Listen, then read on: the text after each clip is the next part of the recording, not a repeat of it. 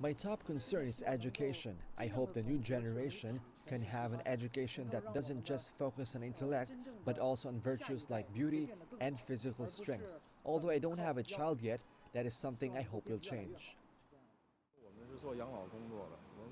Care for the elderly is my major concern as I work in this field. My colleagues and I have noticed that the government policies tend to favour the elderly, but there is still room for improvement. I'm also eager to see a more transparent economy. As a student, international and diplomatic issues such as THAAD deployment in South Korea, the Trump presidency and Brexit could potentially affect those of us who want to study abroad. So I'm closely following how China's relations with these countries develop. I'm interested in what economic policies will be produced at the two sessions for work reasons. So I'll be watching out for macroeconomic statistics and the government's attitude towards economic regulation. For more on this, we are joined by CGTN's Tang Bo in Beijing. Tang, take us through the highlights of the CPPCC press conference. Oh yes, the very first press conference of this year's CPPCC National Committee was held this afternoon here in Beijing. And Wang Guoqing, the spokesperson of the session, briefed the media and answered their questions. And when asked about this year's economic growth, Wang said that last year, under the backdrop of gloomy world economy, China still achieved a lot with its GDP, reaching more than 7,000 billion RMB, approximately 1,000 billion US dollars, and having the fastest economic growth rate among the world's major economies.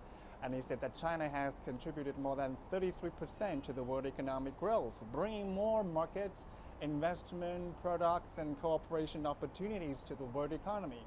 He also answered questions about poverty relief. He said that great efforts have been made by the CPPCC members to alleviate poverty.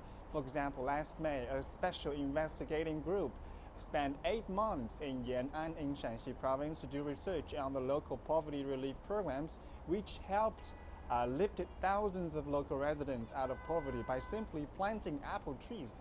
And also supervision has been conducted on the implementation of poverty relief programs across the country.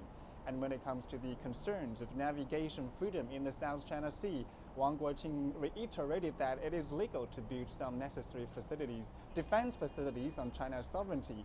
At the same time, as one of the world's biggest trader, navigation freedom and safety are important to China too. So saying China is threatening navigation freedom in the region is completely unreasonable. Back to you. Now, what are the key issues or agenda of the CPPCC annual session in the next 10 days? Well, there will be many panel discussions for the political advisors discussing on the government work report and work reports of Supreme People's Court and Supreme People's Procuratorate, and as well as government budget.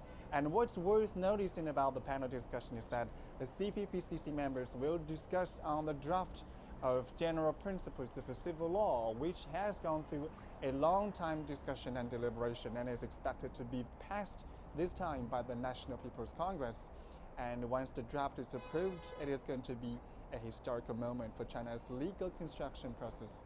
And there will be 3 more press conferences for CPPCC, and the Deputy Secretary General of the CPPCC National Committee will host the first press conference where 5 CPPCC members will be invited to talk about promoting stable and healthy economic growth.